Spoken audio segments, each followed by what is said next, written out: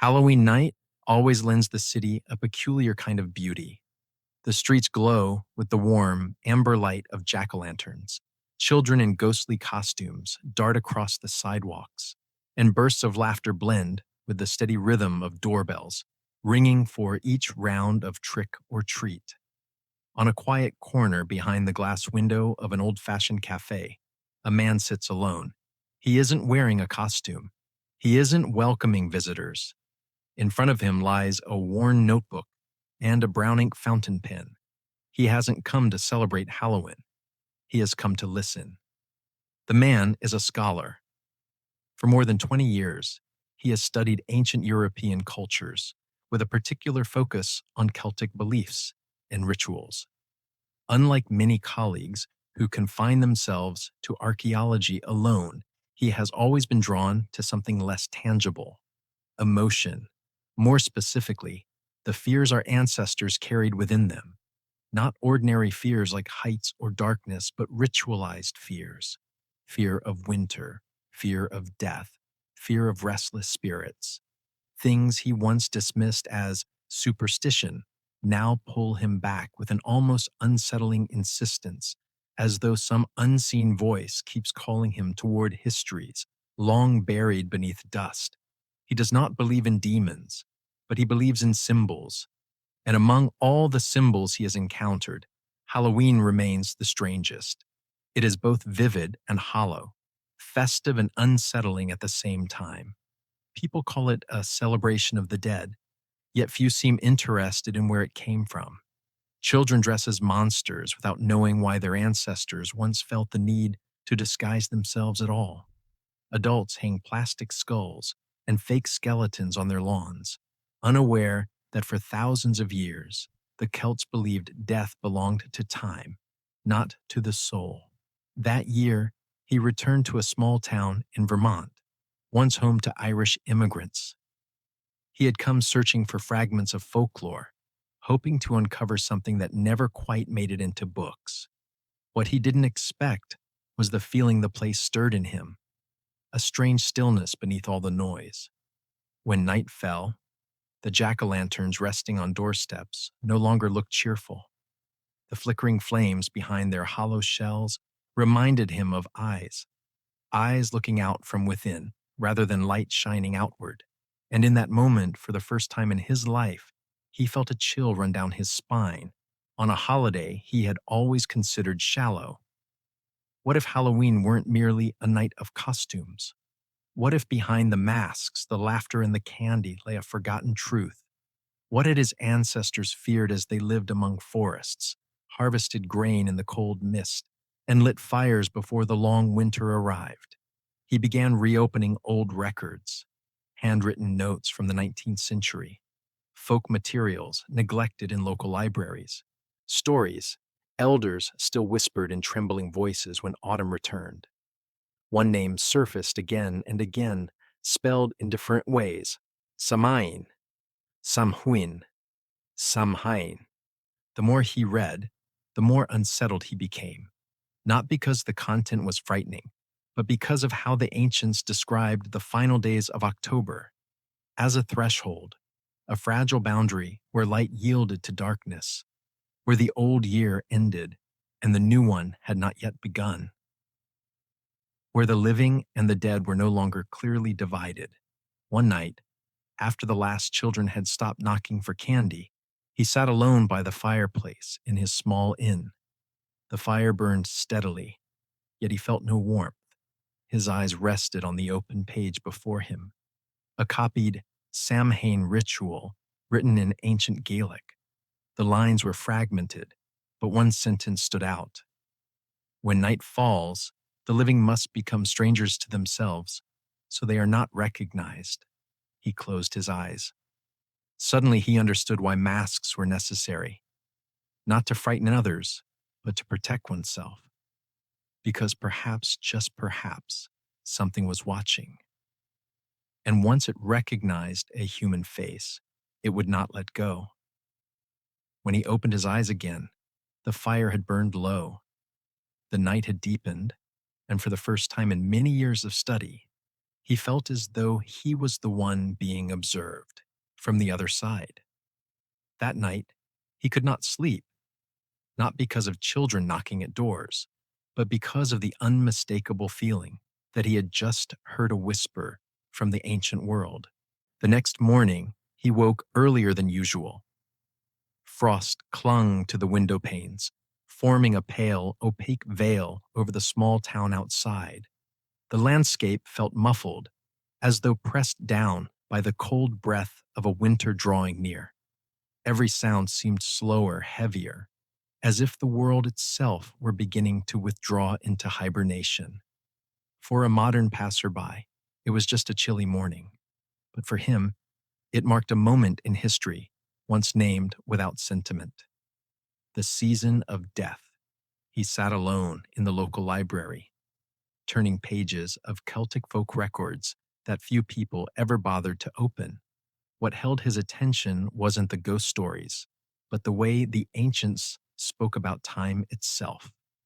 In Celtic culture, the year did not begin in spring as most people assume. It began only after everything had died, at the end of October. They understood this moment as the close of the old year and the arrival of a new cycle that began not with birth, but with death. The reason was not philosophical, it was practical. Summer brought light, food, and life, but when late October arrived, the fields lay bare, animals retreated into hiding, trees shed their leaves, and a cold sharp enough to cut the skin settled over rooftops. The Celts lived in complete dependence on nature. Crop failure, freezing temperatures, illness. These were not symbols, they were real threats to survival. That was why the final days of October were not a time for celebration, but for preparation. Not only physical preparation, but mental preparation. People needed to acknowledge that the season of death was approaching. There were no refrigerators, no electric lights, no medical safety nets. Each day survived through winter was a negotiation with mortality. In one record, written in early English, he found a reference to what were called the thin days, days when light was as fragile as paper and the wind cut like a blade. The Celts did not say the weather was cold. They said death was waking. The final days of October were a threshold, not just meteorological, but psychological, a time when people were forced to confront the most primal fear of all, disappearance. He wondered how many people today still remembered that feeling. We fear failure, isolation, and irrelevance, abstract anxieties. But for his ancestors, fear was concrete. No turnips left to eat, no firewood to burn, no light to guide the path, no certainty that loved ones would survive until spring. One line in a manuscript stopped him cold. In late October, the cold grew so severe that even sleep became a risk. He felt a chill run through him, not from the temperature, but from the realization of how distant his own life was, from the reality his ancestors faced year after year. Moving from one text to another, he began to understand that the Celts did not view time as a straight line. They did not see the new year as the return of light, but as the rise of darkness. The cycle began with death, so that rebirth could follow. And because of this, the moment of transition when the light had fully faded and the new had not yet arrived was believed to be when the unseen world held its greatest power. When something ends before something else begins, the gap itself becomes the most dangerous place. He wrote carefully in his notebook. Late October is a suspended space between life and death. The Celts did not fear out of superstition. They feared because they understood nature more intimately than we do. When he left the library, the frost had lifted, but the sky remained gray. He passed a backyard where the remnants of the previous night's Halloween celebration still lingered. Pumpkin-shaped balloons sagged halfway to the ground. A wrinkled tablecloth lay abandoned. Candy wrappers were scattered across the grass. Another holiday had ended, but he knew his journey had only begun. That evening, back in his room, he replayed a recording of a lecture he had given years earlier on Celtic culture. His voice sounded steady, academic, precise. Listening now, he realized he had spoken without truly understanding. Only now, stepping out of books and into October's fog, did he begin to feel what the ancients had felt. He wrote one final line that night. It is not darkness that frightens people. It is the certainty that light will not return anytime soon. And he knew that to fully understand that fear, he would have to go farther still, beyond academic records, beyond lectures, beyond Halloween itself. One name surfaced again in his mind, clearer than it had been the night before. Samhain. Samhain. The word itself felt like a gate, strange and familiar at the same time.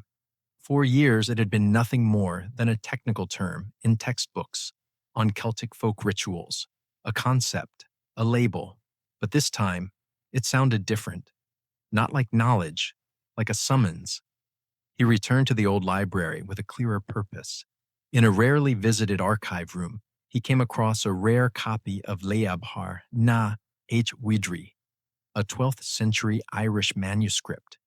In it, Samhain was described not merely as a festival, but as a moment when the gates are opened.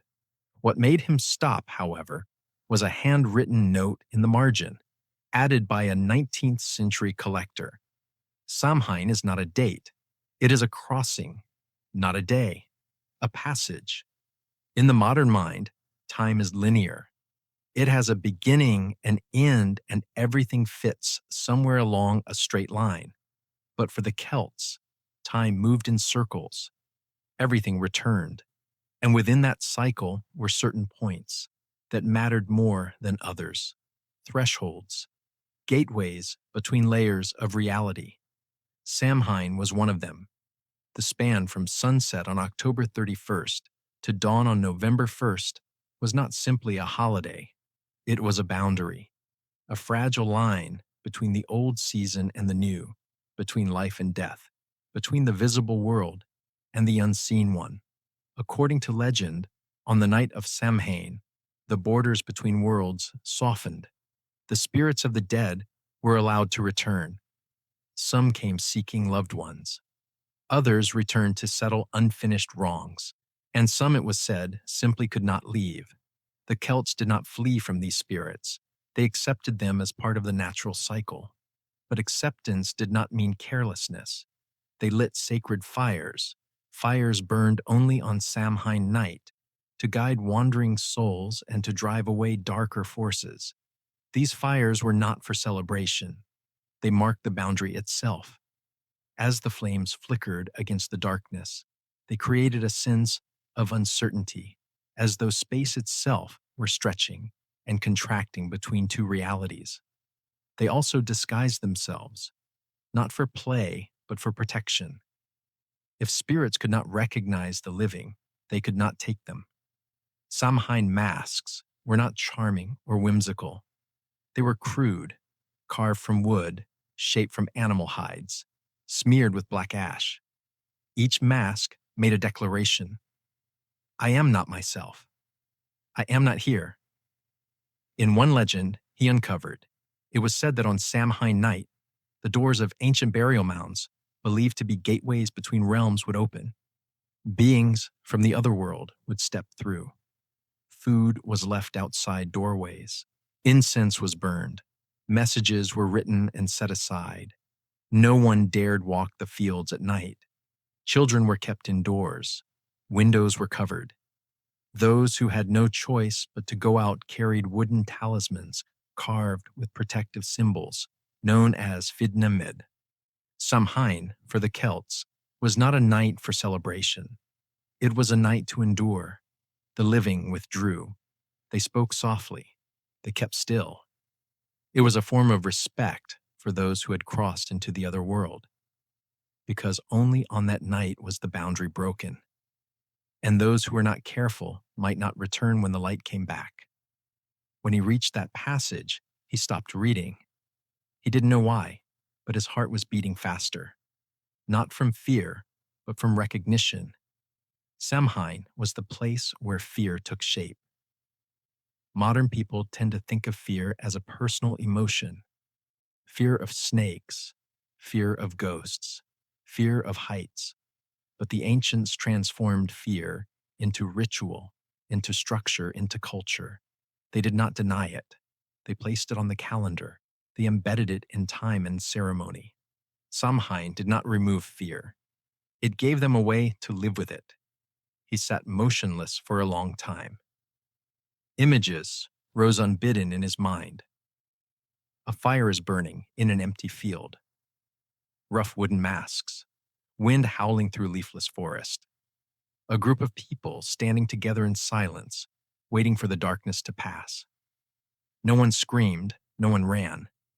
They stood there and faced what they could not see approaching. They knew it would come.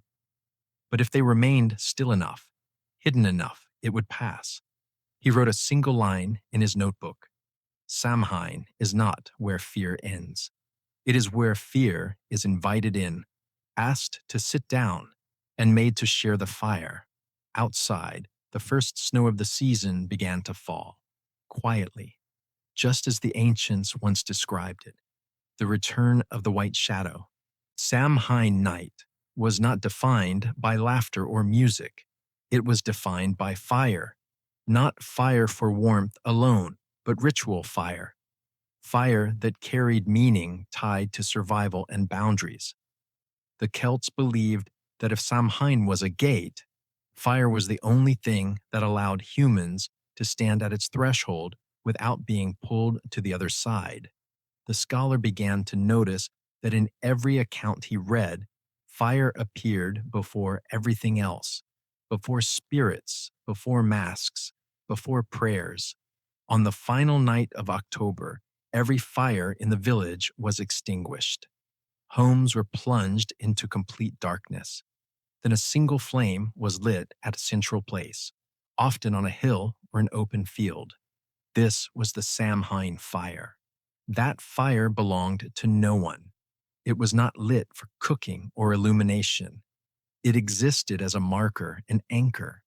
When the world began to drift from its familiar order, fire was believed to be the only thing that still held the shape of life. From that shared flame, each family carried home a glowing ember to relight their own hearth, not merely for warmth, but as a reminder that they still belonged to the world of the living. In one folk record he found, a sentence appeared again and again in different forms: fire is the reminder that night has not yet won. Reading it, he understood that the ancient fear was not darkness itself, but the possibility that light might never return. Fire was the final act of resistance, but fire alone was not enough. On Samhain night, the Celts also concealed themselves. Masks did not emerge as costumes, but as survival tools. When the boundary between worlds dissolved, the greatest danger was not that spirits would appear, but that they would recognize the living.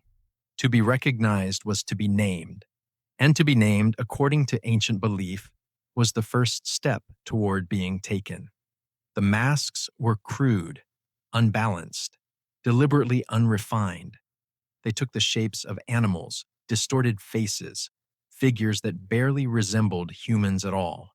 People were not trying to look frightening. They were trying to look unfamiliar. On that night, identity itself had to be surrendered. The scholar imagined an ancient village as swallowed by darkness, people stepping quietly from their homes, cloaked in animal hides, faces smeared with ash and soil. They spoke little. They did not call one another by name, because names on that night were dangerous invitations. The Samhain ritual was not loud. It was disciplined. Children were kept indoors. Adults moved carefully. Doors were shut tight, but food was left outside, not for the living, but for the returning dead. A portion of the old year's harvest was offered as a silent agreement. Take this and continue on your way. To a modern mind, leaving food for spirits sounds naive, but to the Celts it was logical. If the unseen world was entering the visible one, acknowledging its presence was the only way to preserve order. They did not attempt to banish fear, they negotiated with it. The scholar noted that Samhain was never meant to erase death, but to place it where it belonged, not at the center of life, but not outside it either. Death was invited in, recognized, and then sent on its way when the light returned. One detail stayed with him. Many accounts stressed that after Samhain, everything had to return to order. Masks were removed. The ritual fire was extinguished. Nothing from that night was allowed to carry over into the next day. If it did, the boundary would not fully close. It struck him as an uncomfortable truth. The ancients took fear seriously. They knew when to open the door and when to shut it again. They did not live in fear year-round. They gave it one night, one controlled span of time. And that, perhaps, was what allowed them to survive the long winter ahead. He wondered whether modern people still possessed that ability. Do we still know how to place fear at the right time, the right space? Or have we allowed it to spill into every day of the year, without ritual, without boundaries? As he closed the final page that night, he realized that Samhain did not teach people how to drive fear away. It taught them how to face it without breaking. Fire, masks, ritual. These were not superstitions. They were refined psychological tools, born of a culture that understood something deeply human. Some forces cannot be defeated, only accompanied. Outside, the October wind cut through the bare trees. He stood by the window, watching his own reflection blur faintly in the glass. For a brief moment, he imagined himself living in another time, wearing a mask, standing beside the fire, waiting in silence for the night to pass. Because sometimes, survival has little to do with how bright the light is, and everything to do with knowing how to keep the flame alive in the darkest moment. And Samhain, he understood now, was that moment. He found the stone in the late afternoon when the light had begun to slant, and the air carried the damp scent of cold earth. It wasn't in a museum. It wasn't sealed behind protective glass. The stone had been there for so long that residents had grown accustomed to it, no longer questioning its presence. It rested at the edge of an old field where the grass grew thin and the ground dipped slightly, as though someone had once marked the place with intention and then left time to do the rest. The scholar stood before it for a long while before touching it. The surface was rough, worn down by rain, wind, and centuries of silence. The carvings were no longer sharp, but their shapes were still recognizable. Interlocking circles, a spiral that opened and closed, a symbol that was neither fully a cross nor distinctly Christian. He had seen it before in books, in old sketches, but standing before the actual stone felt entirely different. The stone told no story. It did not explain. It simply existed. And it was that existence that sent a chill through him. The ancients had not confined their fear to imagination alone. They carved it into stone, into soil, into things that could not easily disappear. Not to mourn, but to remember, as if they understood that memory, without something solid to anchor it, would drift away with time and be replaced by more convenient stories. He knelt and traced the worn grooves with his fingers. There was nothing ornamental about them. No attempt at beauty. Just deliberate marks, crude but intentional. In Celtic thinking, stone was what did not move. It remained when everything else changed. To carve into stone was to send a message forward to those not yet born, a message without words, carried instead by form and placement. He thought again of what he had read about Samhain. The night when boundaries dissolved. The night when the living were meant to remain silent and hidden. This stone, he realized, likely did not mark a grave. It marked a boundary, a place where the other world was believed to draw close, a point that needed to be remembered each year when the season of death returned. One detail stood out. The stone was not placed at the center of the village, nor at an obvious sacred site. It stood at the edge, always the edge, between field and forest, between cultivated land and wilderness, between what humans controlled and what they avoided after nightfall. The Celts were deeply attuned to such in-between spaces, and Samhain, he now understood, was the in-between time of the entire year. When he stood up, the wind had strengthened. Dry leaves spun around his feet before settling into stillness, as if they had never moved at all. He felt as though he was standing not just on a patch of land, but atop layered memory.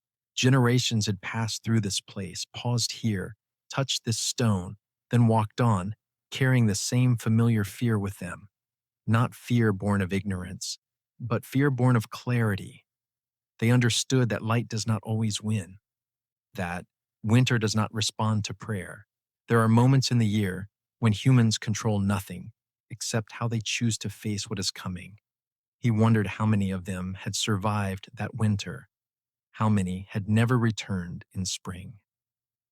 The stone offered no answers, but its silence carried the weight of what had been lost.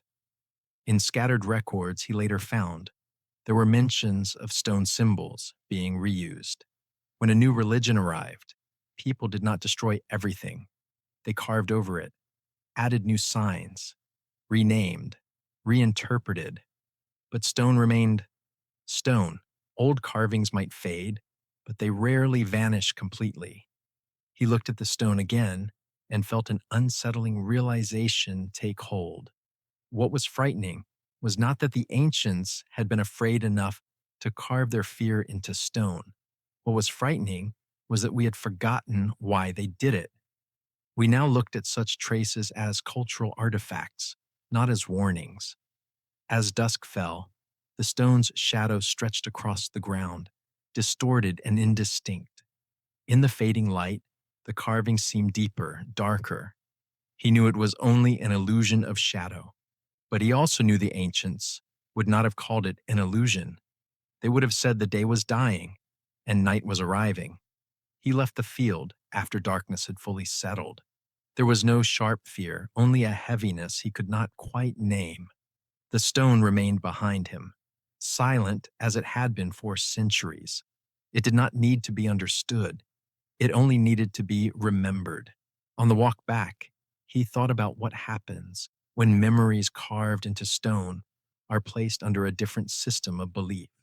When ancient fear is reinterpreted through new concepts, when Samhain ceases to be a boundary and becomes merely a date on a religious calendar. He knew that somewhere ahead in this journey, a profound shift awaited, an intervention, a new way of seeing that would overlay what the ancients once believed. He left the field after the last trace of daylight had fully disappeared. The stone remained behind him, silent as it had been for centuries. But in his mind, a single thought repeated itself, slowly and heavily. These memories do not dissolve on their own. They are covered over, reframed, retold in another voice. In historical accounts, the spread of Christianity across Celtic lands is often described through timelines, decrees, and official names. But as he followed the fragments of surviving folklore, a different reality emerged.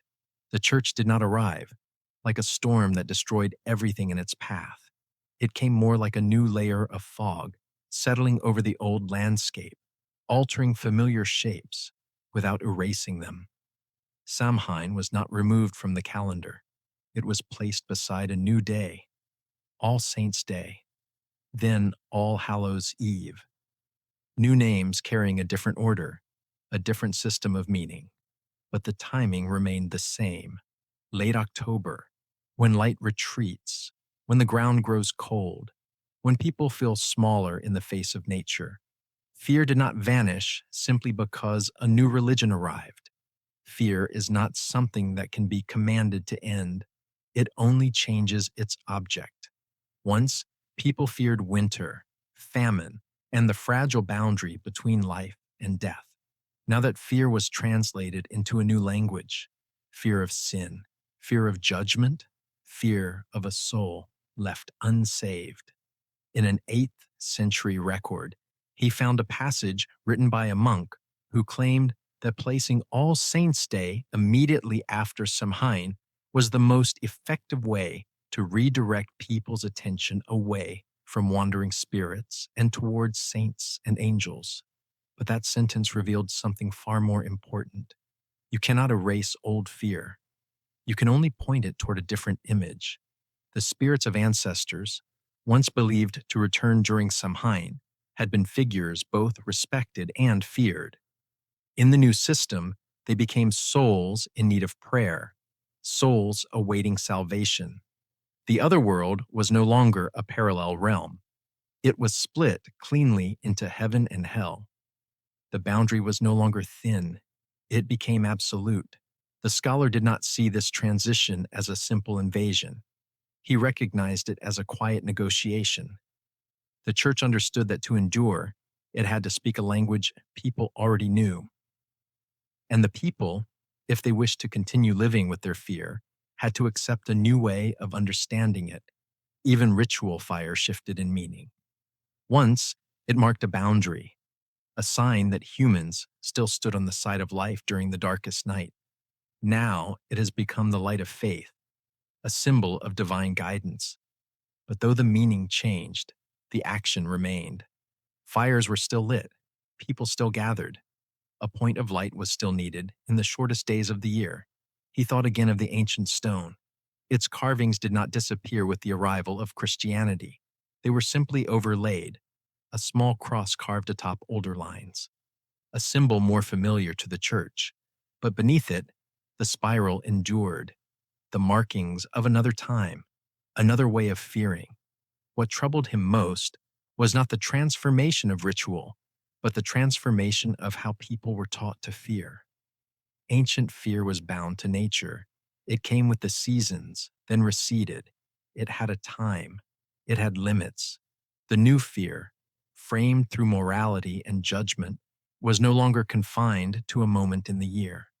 It could exist year-round, embedded in personal thought. People learned to see fear as part of who they were, not merely a phase they passed through.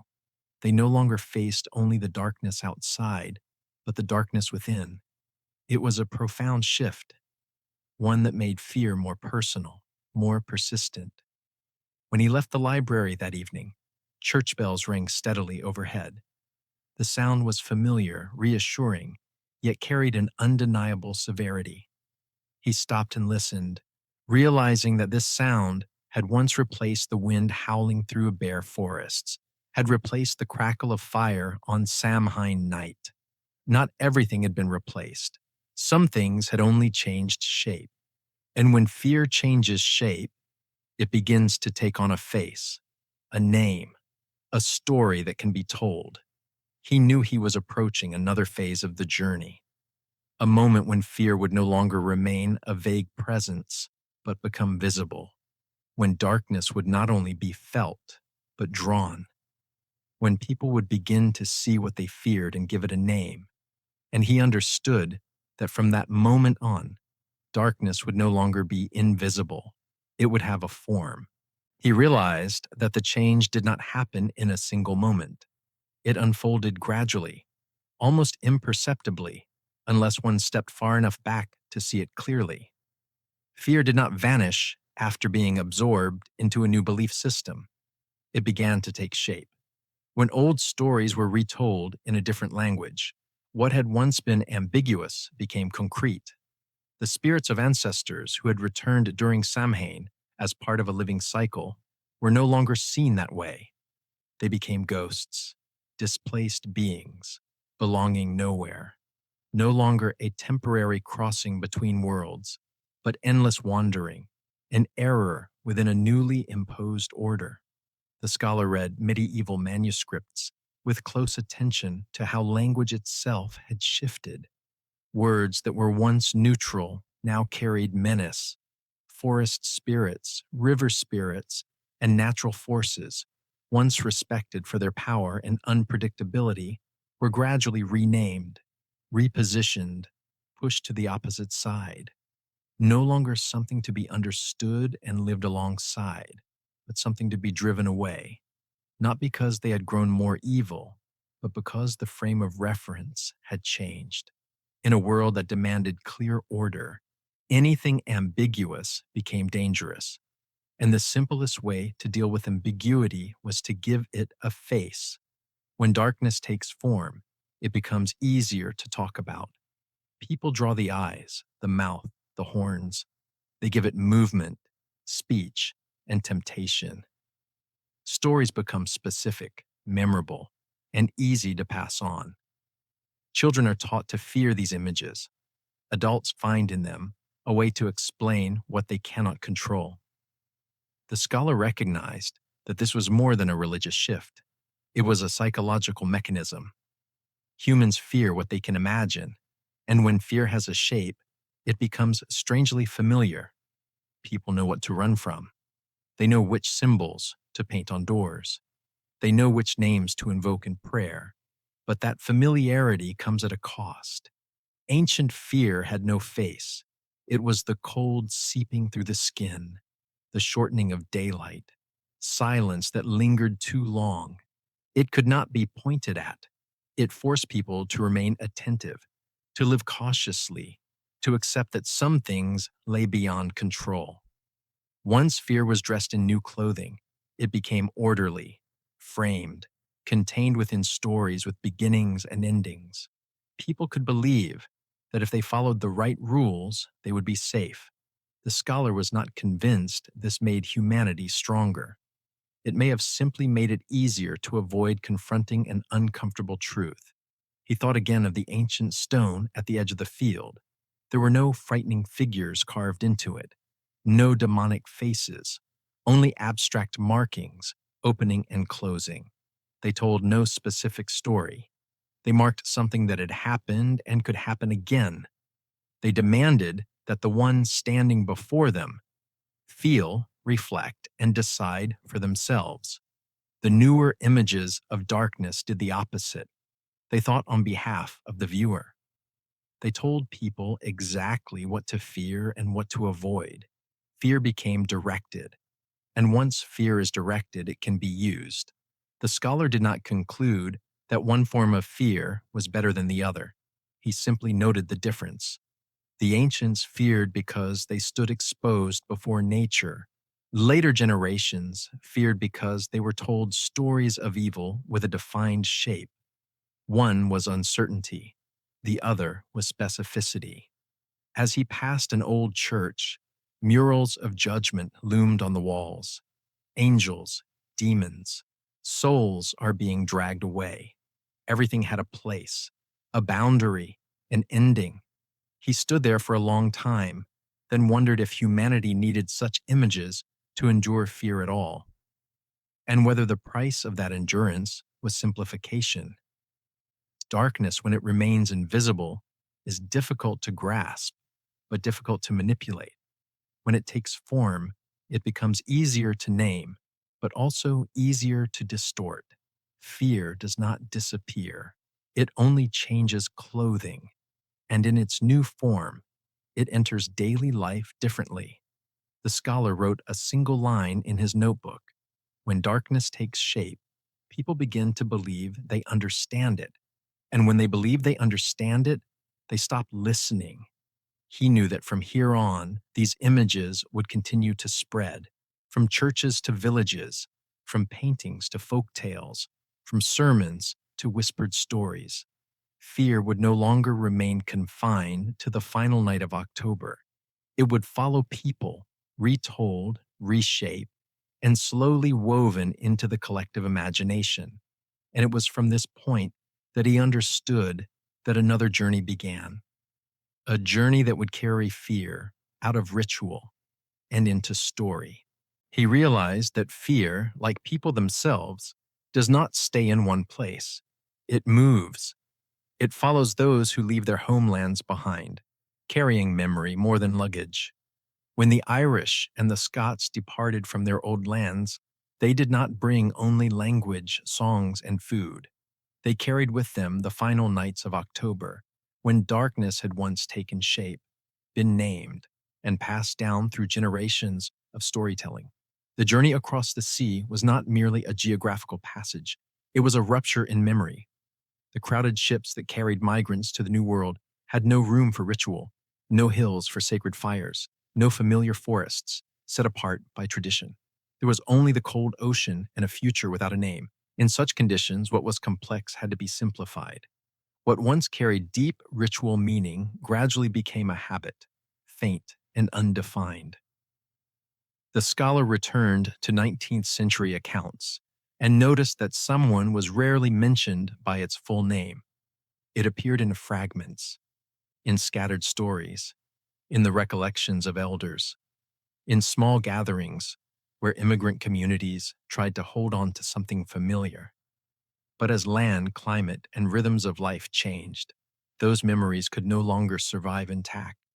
In America, late October did not carry the same survival weight it once had in Europe.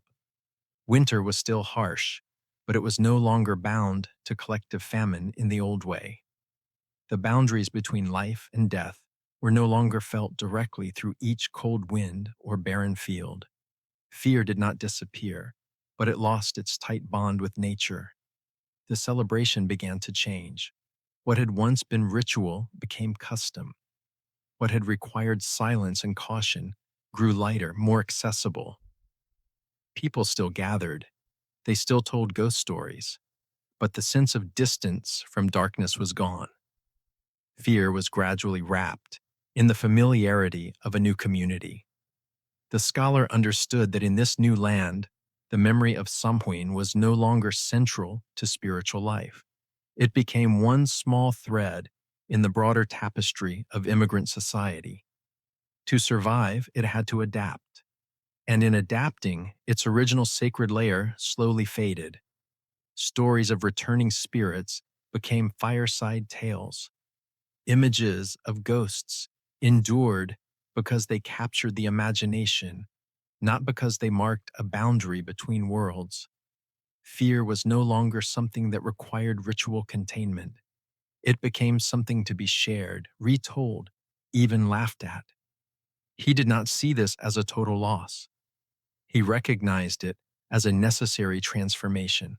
When people are forced to begin again in an unfamiliar place, they cannot carry the full depth of their past with them. They keep what is easiest to carry: images, stories, familiar feelings, softened to fit a new life. In immigrant communities, the end of October gradually became a time of gathering rather than confrontation. People came together not to endure fear, but to remember what had once frightened them. The difference was subtle, but significant. When fear becomes memory, it loses its immediate power over behavior. The scholar noted that it was in this shift that something crucial occurred. Fear was separated from ritual, and without ritual, it no longer had clear boundaries. It could surface at any time, in any form. To persist in a new environment, it had to become flexible. In America, Samhain did not die. It dissolved. It blended with other influences. It crossed paths with other immigrant traditions. Gradually, it became a night that did not fully belong to the past, nor entirely to the present, a suspended moment where people allowed themselves to touch fear safely. Looking back, the scholar realized that the journey across the ocean did more than carry people to another continent. It removed fear from its original context. And once stripped of context, fear had to change shape to be remembered at all. In the new land, the celebration was no longer a gate. It became a mirror, reflecting what people carried with them and what they were willing to leave behind. And in that reflection, he understood that another chapter of the story was beginning, a chapter in which fear would gradually become routine and memory would slowly turn into culture. He knew that from this point on, the story would no longer be only about what people feared, but about how they learned to live alongside that fear within a new society. And that was when fear began to change its role once again. The scholar came to understand that the most profound changes do not arrive through a single decision or a clearly marked moment. They arrive through habit. Once ancient memories drift away from ritual, they begin searching for another form in which to survive. In America, that form was not the church or the field, but the neighborhood, the front porch, and evenings when children were allowed to move through the darkness without restraint. Late October in America is no longer a time of silence. It has become a noisy evening. Doorbells ring endlessly. Laughter overlaps with hurried footsteps. Adults stand behind their doors with bowls of candy prepared. Children wear strange, colorful costumes. No fires are lit to mark a boundary. No one waits in stillness. In their place stands a new ritual, simpler, easier to understand, and safer. Trick or treat. The scholar lingered on the phrase for a long time. It carries no real threat. It is a bargain, a gentle proposal repeated millions of times each year. Yet within that gentleness, he recognized a profound shift. Fear had been scaled down, placed within the structure of play, and handed over to children as something they could manage. In the past, people disguised themselves to avoid being recognized. Now, children dress up to be seen. They do not hide their identities, they display them. Masks are no longer tools of survival, but instruments of expression. Fear is no longer something to endure, but something that can be worn and removed once the night ends. The scholar did not view this as a betrayal of the past. He saw it as a complete adaptation.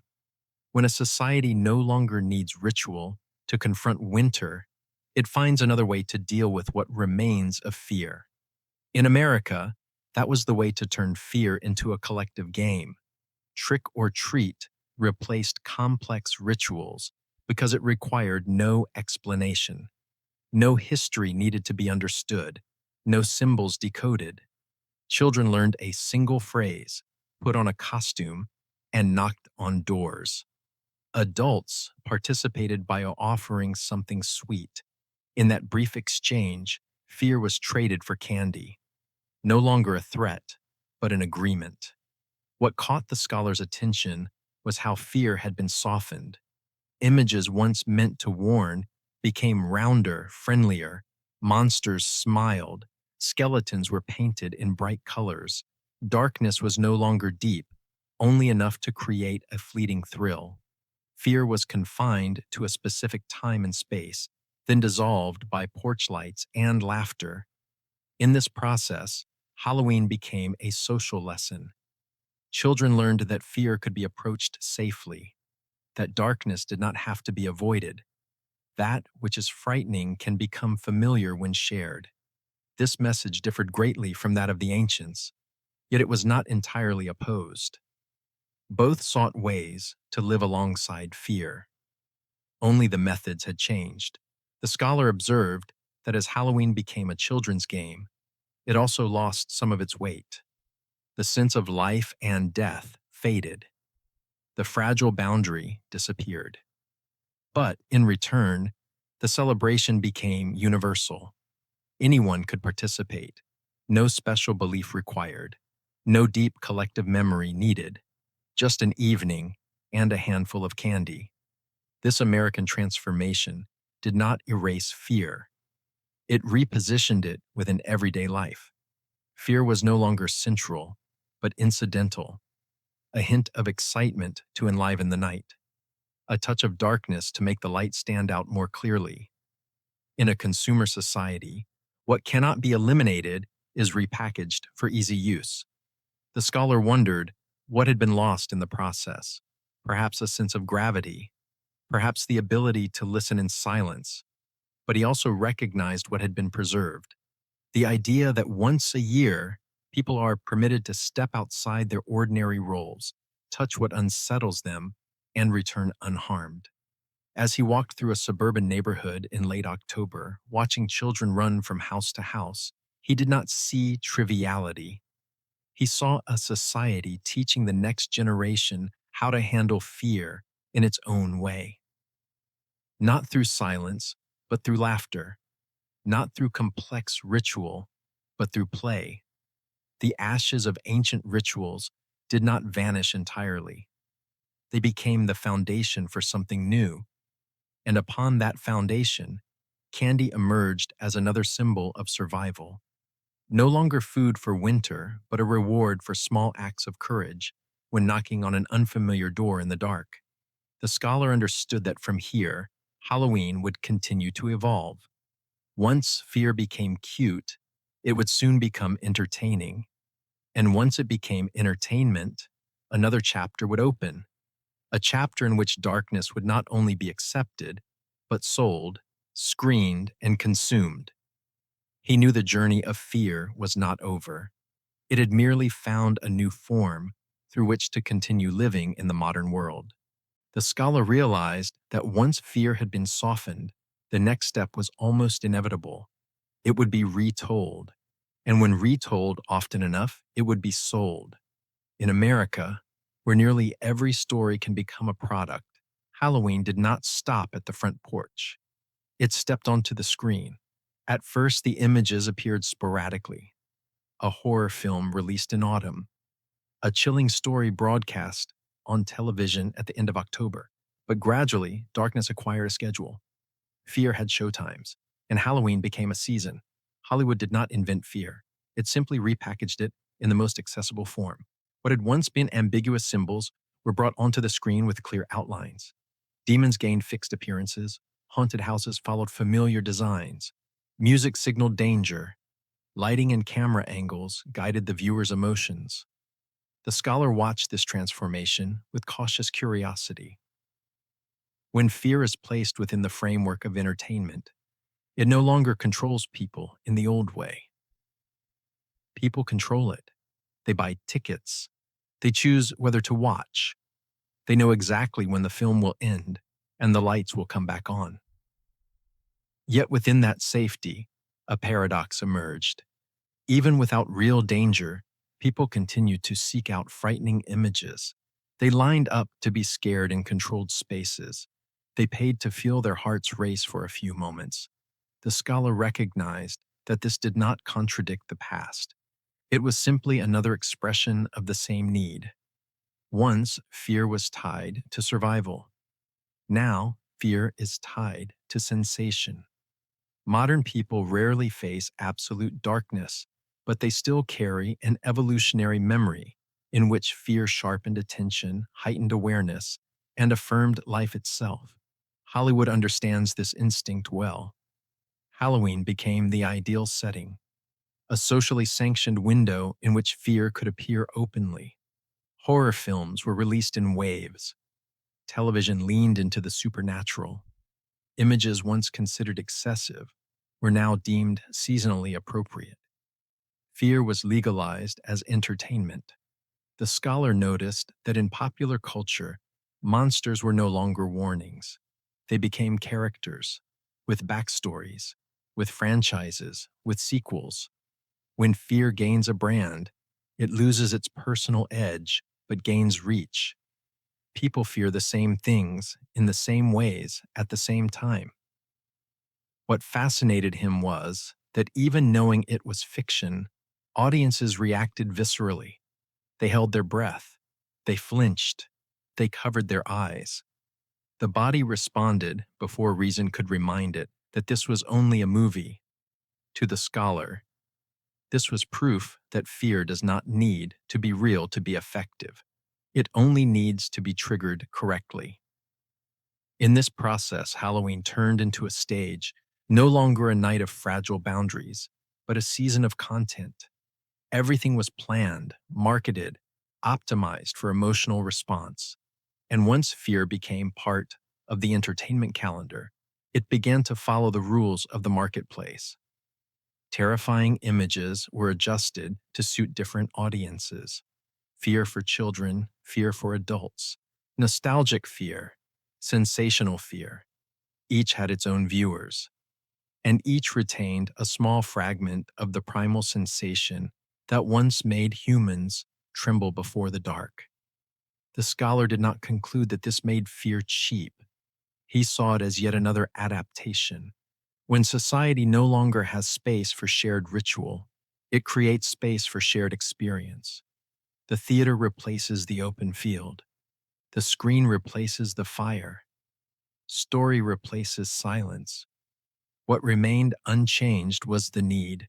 People still wanted to touch fear and pull back safely, still wanted to test their limits, still wanted to feel something intense in a world increasingly flattened by convenience. Monsters had become entertainment, but human reactions to them remained genuine. The scholar wondered whether repetition dulled fear's power, whether images seen too often could still reach deeper layers. But he also recognized that popular culture does not require fear to be profound. It only needs to hold attention. In the dim light of an old movie theater, he sat among strangers, flinching together at a familiar scene. In that moment, he felt a strange connection, not to the distant past, but to the present. A temporary community formed around a shared reaction to manufactured darkness. He understood that Halloween, in this form, no longer taught people how to survive winter. It taught them how to be entertained by fear. And even if that seemed lighter, the underlying desire remained the same. People still wanted to face what unsettled them, only in ways suited to their time. When the film ended and the lights came up, people stood, laughed, and returned to ordinary life. Fear was left behind in the theater, but its afterimage lingered. The scholar knew that from here, the story would no longer be only about fear consumed, but about what happens when fear is no longer confined to a single night or a single season. And he understood that the next part of the journey would have to look directly at modern people themselves, not at what they fear on screen, but at the fears they carry with them after the lights have gone out. The scholar left the movie theater after the streets had grown quiet. Horror posters still glowed under neon lights, but around him lay the familiar stillness of an urban night. He realized that once fear has been consumed, people return to other fears, quieter ones, less dramatic, but far more deeply rooted. The ancients feared hunger, cold, death, forces they did not understand and could not control. These fears had clear shapes in everyday life: a failed harvest, an illness without a cure, a night without fire. They came from the outside and struck directly at survival. Modern people rarely face those fears so directly. Food is available. Light is a switch away. Medicine extends life. Yet fear has not disappeared. It has only relocated from the outside world to the inner one. The scholar recognized that modern fear rarely takes a concrete form. It does not knock at the door. It does not emerge from the dark. It is quieter.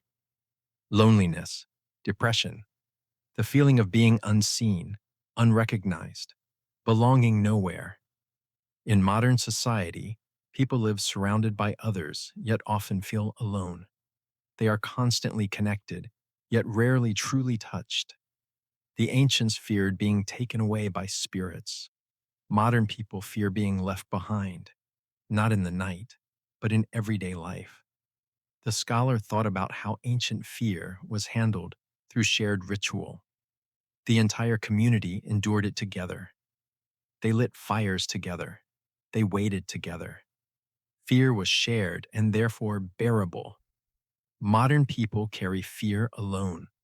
They are encouraged to be strong, to be fine, to keep going. Fear becomes private, even shameful. It is within this context that Halloween appears as something unusual, a rare night when society permits fear to surface openly. Not real fear, but its symbol: monsters, masks, manufactured darkness. All of it creates a safe space where people can admit, if only indirectly, that they are still afraid. The scholar realized that what mattered was not the intensity of fear, but the permission. For most of the year, modern fear is pushed inward, diagnosed, managed, hidden. Halloween allows fear to come out, even if only in the form of play. He watched adults participate in Halloween with the same enthusiasm as children, not because they believed in monsters, but because they needed a reason to step away from their everyday roles. In a society where identity is tightly bound to work, status, and performance, wearing a costume becomes a temporary escape from the self. The ancients disguised themselves to avoid being recognized. Modern people disguise themselves so they do not have to be themselves. That difference reveals a profound shift in the nature of fear. No longer the fear of losing life, but the fear of losing meaning. The scholar noted that modern fear is difficult to name because it lacks a single cause. It accumulates over time, through pressure, through expectation. Halloween does not solve these fears, but it creates a pause, a moment in which society agrees that fear is normal. In that moment, people can look directly at frightening images without excessive explanation. They can laugh, flinch, or remain silent. They can participate or stand back. What matters is that fear is not denied. The scholar did not idealize Halloween. He knew it had been commercialized, softened, packaged, but he also recognized that in a world where real fear is often pushed into the shadows, any space that allows people to acknowledge their unease holds value. The ancients feared to survive. Modern people fear that they are still capable of feeling. That difference does not make fear less important. It simply shows that humanity has changed what it considers its greatest threat. Looking back across the entire journey from Samhain to modern Halloween, the scholar understood that fear always reflects what people lack most. For the ancients, it was life. For modern people, it is a connection. Halloween, in its modern form, does not return people to ancient ritual, but it reminds them that fear has never vanished. It has only changed alongside what humans value and what they fear losing. And he understood that, from here, the story would have to go deeper still, not only into fear itself, but into the masks modern people wear every day, not to avoid spirits, but to conceal their own fragility. The scholar realized that modern fear rarely exists on its own. It is usually accompanied by something else, quieter and far more widespread: the mask. In the past, masks were worn on specific nights, at a single moment each year. Within a ritual that everyone understood, people wore masks to avoid recognition, to mislead, to survive the fragile boundary between time and darkness. When the ritual ended, the masks were put away, identity returned, order was restored. Modern people are different. They wear masks almost every day. The scholar observed this not from a distance, but from within his own surroundings. He saw different faces emerge depending on context. At work, a version of the self that is efficient, controlled, and never allowed to appear weak. At home, another version, softer but still guarded. On social media, a carefully curated self, brighter, happier, stronger than reality. These masks are not worn to evade spirits. They are worn to survive within a dense system of expectations. No one calls them masks.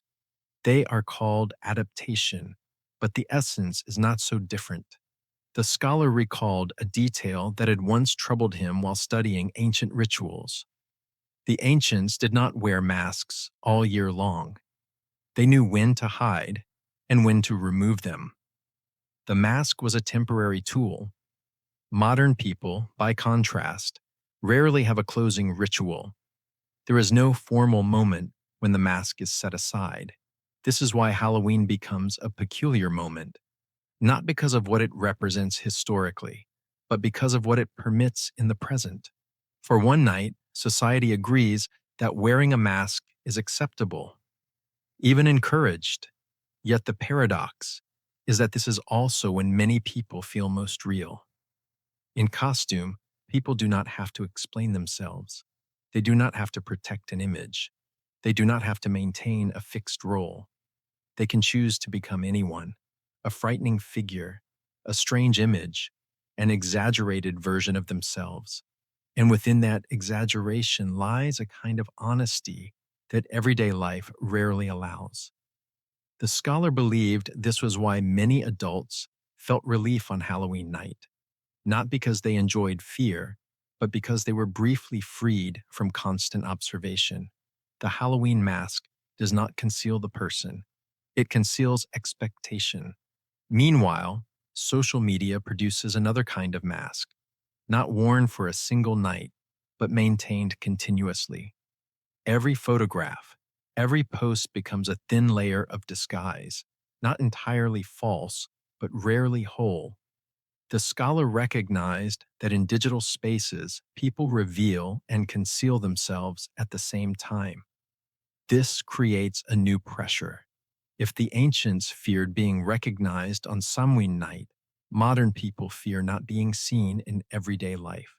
They fear disappearing into the flow of information, being unnoticed, unacknowledged, and to avoid that, they keep wearing masks. Halloween, in this context, becomes a temporary inversion.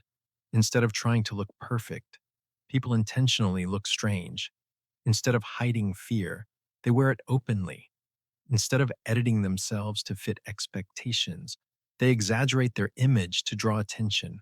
And in that exaggeration, they find a moment of breathing room. The scholar did not see this as a solution. One night cannot repair structures that require people to wear masks year round, but he recognized the value of the moment. It is like a small crack in the system, a brief opening that allows people to see themselves without so much defense. He reflected on the difference between ritual masks and modern ones. Ritual masks were shared by the community. Everyone wore them. Everyone understood why. Modern masks are often individual. Each person designs them, adjusts them, and bears responsibility for them alone. And when masks become an individual burden, fear becomes lonelier. On Halloween night, at least for a short time, the mask returns to something communal.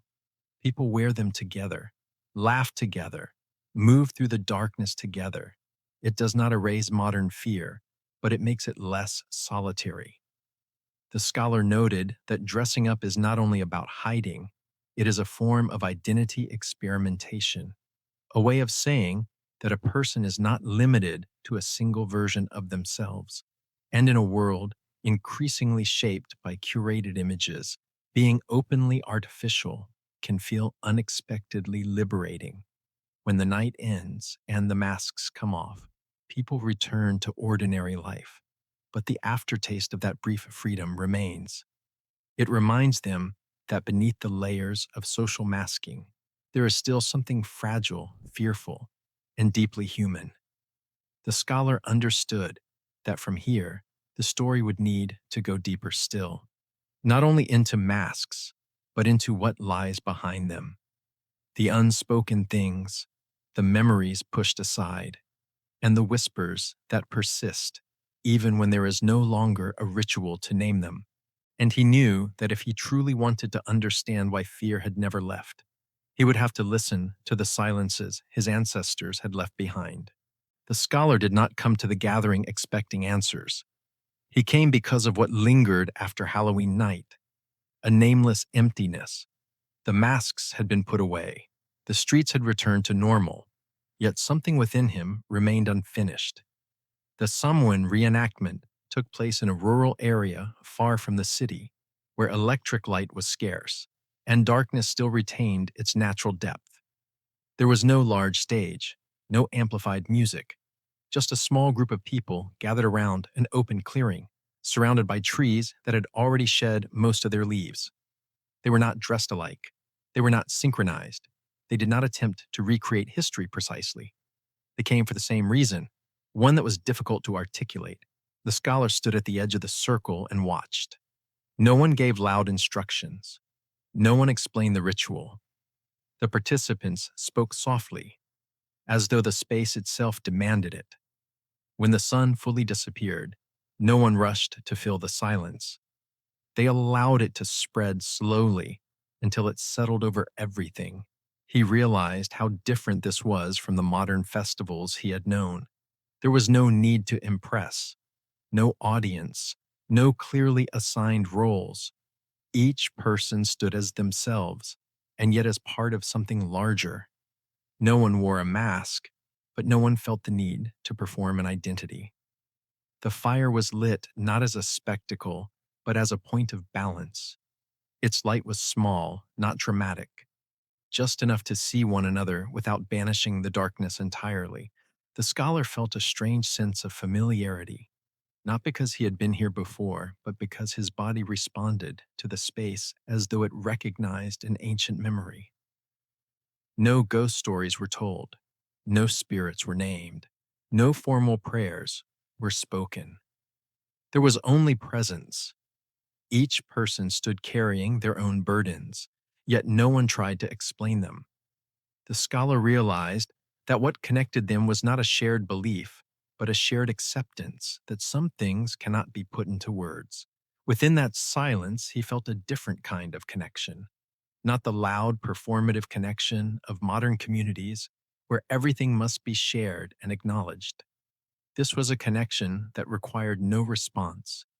It existed simply because people were standing together in a single moment, allowing themselves to be fragile. He thought of his ancestors, not as distinct faces, but as people who had once stood in darkness, waded through winter, and lived with the uncertainty of whether they would survive until spring. They left no explanations, no instructions. They left silence, carried forward through time, in faint traces and hard-to-name sensations. In that moment, the scholar understood that ancient fear did not need to be reenacted through images or stories. It lived in how people listened to silence, in their willingness to release control, in the act of standing still without rushing to fill the void. He did not feel fear in the usual sense. There was no tension, no rush of adrenaline. Instead, there was a sense of gravity, as though he were standing before something that demanded respect, not avoidance. Fear, in this moment, did not threaten, it reminded. When the gathering ended, no one applauded. No one announced that something had happened. People left quietly, the same way they had arrived. The scholar walked alone for a long stretch, leaving his light off, letting his eyes adjust to the dark. He realized he did not need to see everything clearly to feel safe. On the dirt road leading out of the forest, he stopped and turned back toward the clearing, now fully swallowed by night. There was no sign that a ritual had taken place. No large embers, no decorations, just a space that had been used and then returned to the darkness. He understood then that this silence was what the ancestors had left behind. Not teachings, not rules, but a way of facing things, a way of allowing fear to exist without turning it into spectacle, image, or product, a way of living alongside darkness without trying to conquer it. The scholar wrote in his notebook not a conclusion, but a feeling. Ancient fear had never disappeared. It did not need to shout to be heard. It whispered. And only when people became quiet enough could they recognize that the whisper was still there, flowing beneath every modern form. He knew that from here, the story would no longer be only about history or culture. It would move into deeper reflection about the death of the old year, about necessary endings, and about why human beings, in every era, still need moments of standing within darkness to understand that they are alive. The scholar left the forest as the sky faded into the pale gray of early morning. There was no clear sense of closure, only a lingering stillness. The silence of the previous night clung to each step, as though it was not yet ready to release him. He realized that some experiences do not need a climax. They simply require time to settle. And in doing so, they open a different kind of understanding. In ancient cultures, death was rarely understood as an absolute ending. It was more often seen as a phase within a cycle. For modern people, however, that idea has become harder to accept. We live in a society always oriented forward, where everything must grow, improve, and expand. The idea of an ending, even a necessary one, is often avoided. The scholar thought about how the Celts understood time. For them, the year did not begin with growth, but with decay. Late October was not a mournful conclusion, but an acknowledgement. The old year had completed its role. Everything needed to stop before something new could take shape. What struck him was that the ancients did not try to preserve what had passed. They did not cling to the season that was ending. They accepted endings as inseparable from life itself. In that world, Samhain marked not only the death of crops, but the death of older versions of the self. The scholar began to see this as the point modern thinking often misses. We speak constantly about change, yet rarely about what must be allowed to die. We want to improve ourselves, but we are afraid to lose what feels familiar, even when it no longer serves us. The ancients understood that there is no rebirth without an ending. On Samhain night, no one was permitted to pretend that everything was fine. The fields lay empty, leaves covered the paths, daylight was brief. The moment forced people to face the truth that a cycle had ended. And in that honest confrontation, they found a strange kind of freedom. The scholar wondered what might happen if modern people allowed themselves such moments, not collapse, but conscious closure. A pause to acknowledge that certain parts of the self need to be released. Old roles, outdated beliefs, fears that were once useful but now only obstruct. He did not believe someone taught people to abandon everything. It taught them how to distinguish between what must be kept and what must be let go. The fear of that night did not come only from darkness, but from accepting that not everything could be carried into the new year. In the silence of the reenactment he had just experienced, the scholar felt this clearly. No one spoke eagerly of rebirth. No one promised brighter days ahead. First, they stood with what had ended. They allowed it to exist long enough to be acknowledged before becoming ready to move on. The ancients understood that the death of the old year was also the death of a part of themselves. The farmer of one season was not the same as the farmer of the next. The person who survived winter was not the same as the one who entered it. Change was not addition, but transformation. The scholar thought of modern life, where people are often pressured to remain consistent, to always be the same person, the same image, the same story. Samhain suggested a different perspective. It allowed discontinuity. It allowed change without permission. When the old year was considered dead, this did not mean total loss. It meant release. There was no longer an obligation to carry what had already fulfilled its purpose. No pressure to maintain structures that no longer fit. Rebirth in this context was not about becoming someone entirely new, but becoming a version of oneself better aligned with the new cycle. The scholar noted that modern society rarely creates space for this kind of transition. We are encouraged to improve continuously, but not taught how to end. Samhain, in its original depth, was a lesson in necessary endings. He realized that the fear bound to Samhain was not only fear of death, but fear of profound change, fear of no longer being who one once was. The ancients learned to pass through that fear by turning it into a shared moment, one that was acknowledged and placed properly within the flow of time. Looking ahead, the scholar understood that the story was moving toward its deepest question, no longer about history or ritual, but about what modern people must confront. Do we allow parts of ourselves to end?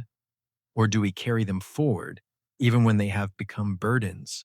And he knew the answer did not lie in any single festival or tradition. It lay in how each person faced their own moments of ending. Moments when, if the old is not allowed to die, the new will never have space to form. The scholar began to understand that the idea of being between worlds had never referred only to life and death. That was simply the clearest expression in an era when the boundary of survival was always visible. Seen from the present, however, he recognized other boundaries, more subtle, yet no less fragile. To be between worlds is to exist in suspension, not fully here, not yet there. The ancients sensed this through crops, light, and temperature. Modern people sense it through meaning, through the feeling of being alive, yet uncertain why. The scholar realized that modern society spends a great deal of time in this in between state, between the modern and the ancient, between speed and depth, between constant connection and quiet isolation. People no longer stand before biological death each winter, but they do stand before the risk of losing direction. In the ancient world, boundaries between worlds were frightening because they were unstable, but that instability forced people to pay attention, to be present, to slow down. Modern people, by contrast, try to erase all in between states. They want clarity, speed, and resolution, and in doing so, they grow increasingly intolerant of ambiguity. The scholar thought this was why the image of being between worlds still carried such power, not because people believe in spirits, but because they recognize themselves living in an unnamed crossing, no longer fully convinced by old stories, yet unable to find anything strong enough to replace them. In a modern context, being between worlds means standing between meaning and meaninglessness. A day can be filled with activity, yet feel empty of purpose. People do many things without knowing how they connect. The ancients feared boundaries because they threatened life. Modern people fear them because they threaten meaning. The scholar saw that fear plays a different role in these two contexts, yet its core function remains unchanged. Fear acts as a binding agent. It forces people to pause, to look around, to ask questions. Without fear, everything becomes flat and slips past unnoticed. In ancient rituals, fear was not eliminated. It was placed carefully so that the boundary would not collapse. In modern life, fear is often hidden or turned into an entertainment. But when it is hidden for too long, it does not disappear. It migrates into unnamed anxiety, into emptiness, into mental fatigue without a clear cause. The scholar understood that being between worlds is not a place to remain. It is a passage to move through. But to move through it, one must accept temporary uncertainty. The ancients had rituals to support this process. Modern people often have only distractions. Halloween, Samhain, or the rare moments of silence in modern life all open a small gap, a space where people are allowed to stand in between without deciding immediately, without optimizing, simply acknowledging that some phases cannot be rushed. The scholar recognized that fear in these moments does not destroy. It prevents people from slipping entirely into meaninglessness. When people fear the loss of meaning, it proves that meaning still matters. Fear becomes a signal that something is worth protecting. Between the modern and the ancient, fear serves as a connecting thread. It carries evolutionary memory, collective experience, unanswered questions, not to pull people back into the past, but to remind them that the present is not the only point of origin. The scholar did not believe people should live as their ancestors did, but he believed they could learn from how ancestors faced uncertain boundaries, not by denial, but by ritualizing them, not by escape, but by stopping. In the state between worlds, people often feel lost, yet it is precisely there that they have the chance to redefine who they are.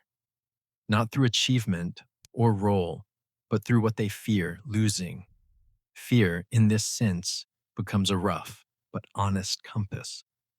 The scholar sensed that the story was nearing its end, not toward a clear conclusion, but toward a return to the original question. Why do the final days of October once terrify people? And why, despite everything that has changed, is humanity still drawn back to that moment? Between worlds, he realized, is not where souls pass through. It is where people pause to ask where they stand.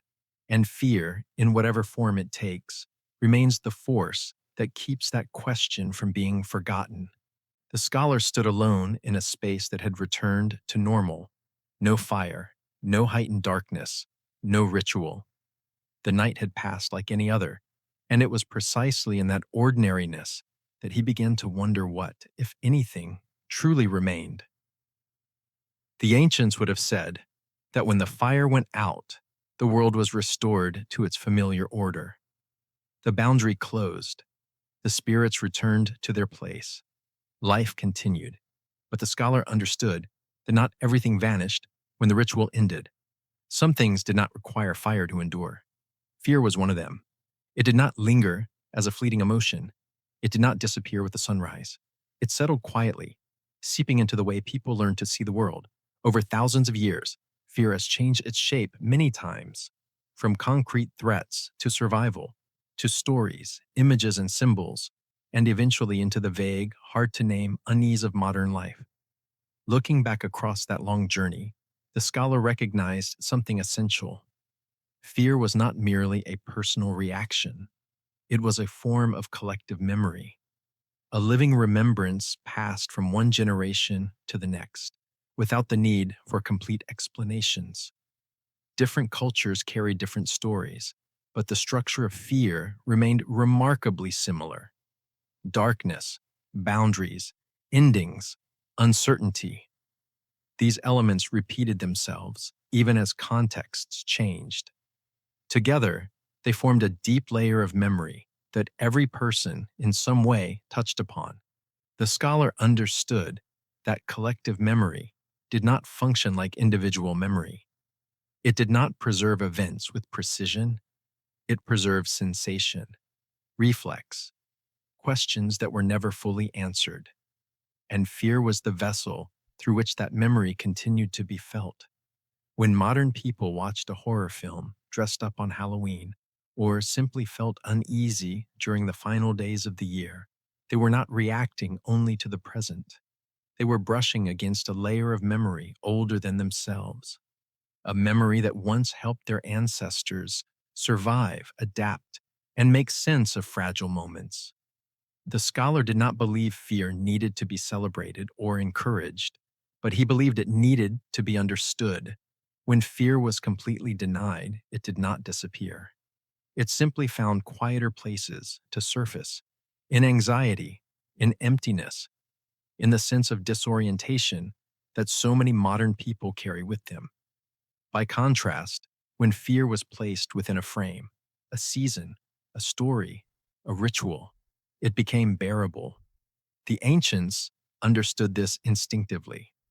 Modern people were relearning it in other ways, often without realizing it. The scholar recalled the silence of the Samhain reenactment. No one spoke of fear, yet everyone sensed its presence.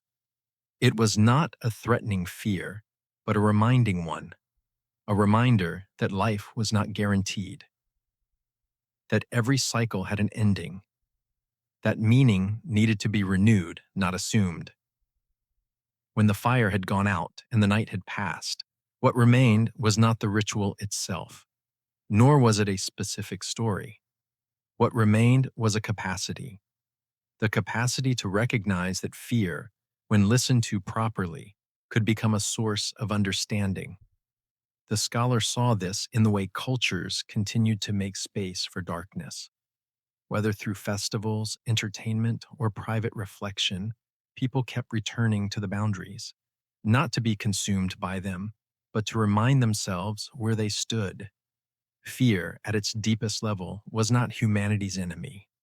It was a living memory of the human species, a trace that showed where people had endured hardship and survived. It carried information about what once mattered, what once threatened, and what needed protection.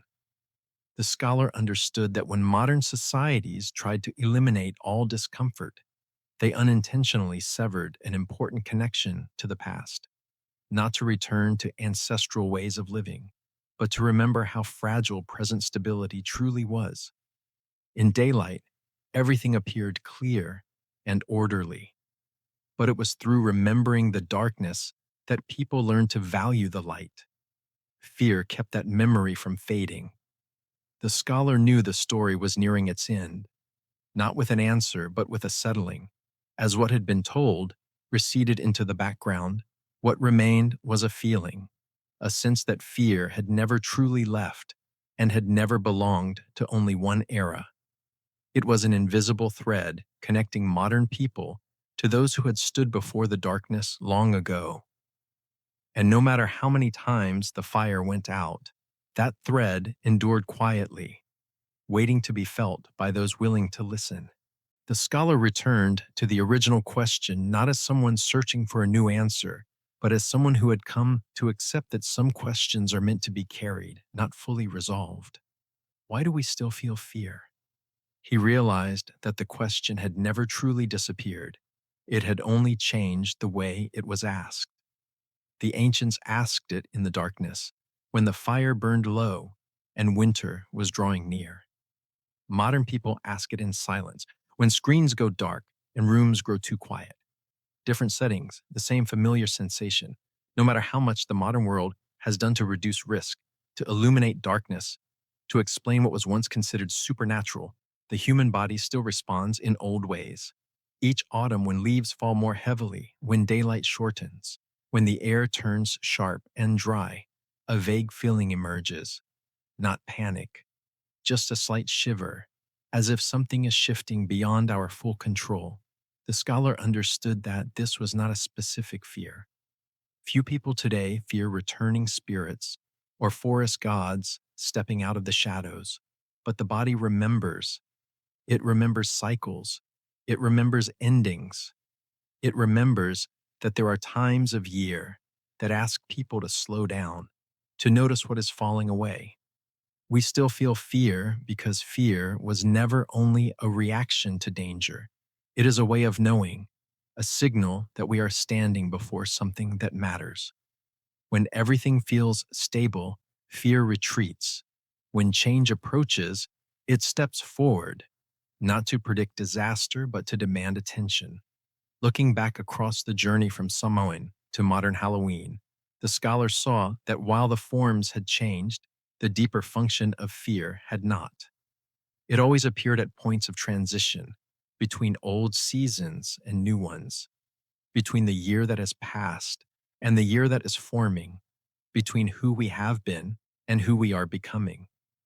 Modern people may no longer have rituals to name these moments, but body and mind still register them. Life is louder, faster, and more distracting now. Yet when nature shifts on its own, no amount of noise fully erases the feeling. We still feel fear because it keeps us from falling asleep inside the illusion that everything is permanent. It reminds us that what we have can end, that the roles we inhabit may not last forever. That meaning must be renewed, not assumed. The scholar did not see fear as something to overcome. He saw it as something to listen to, not to be ruled by it, but to be reminded by it. When people stop fearing anything, they often stop caring deeply about anything at all. No matter how modern we become, we still respond to darkness, not because it is dangerous, but because it opens space for reflection. In darkness, questions are not drowned out by images and noise. In the first cold of the season, people become more aware of their own presence. The ancients feared to survive. Modern people fear feeling alive. These are not contradictions. They are two expressions of the same underlying need, the need to feel connected to something larger than oneself. Time. natural cycles, the long human line that has stood before many winters. Halloween, in its modern form, is no longer a ritual of survival, but it retains something essential. It allows society to acknowledge that fear is a legitimate part of human experience. There are nights, seasons, and phases where unease is not a failure, but a sign of sensitivity. The scholar watched leaves fall along a sidewalk on a late October afternoon. Nothing remarkable, no ritual, no masks. And yet, in that moment, he sensed a quiet continuity. Others, under different trees, in different centuries, had seen the same thing and had felt something they could not fully name. We still feel fear because it is the thread that connects us to them, not to pull us backward into the past, but to remind us that we did not arrive here by accident. We carry the memory of those who learned how to live through darkness. Fear does not leave because it is not humanity's enemy. It is proof that we remain sensitive to change, to endings, to the unknown, and that sensitivity is what makes us human at the most fundamental level. Because no matter how much technology we build, how much artificial light we create, how many modern stories we tell, when leaves fall and the air turns cold, we still shiver. And in that deeply human moment, we recognize a simple truth. Fear remains because it reminds us that we are still human.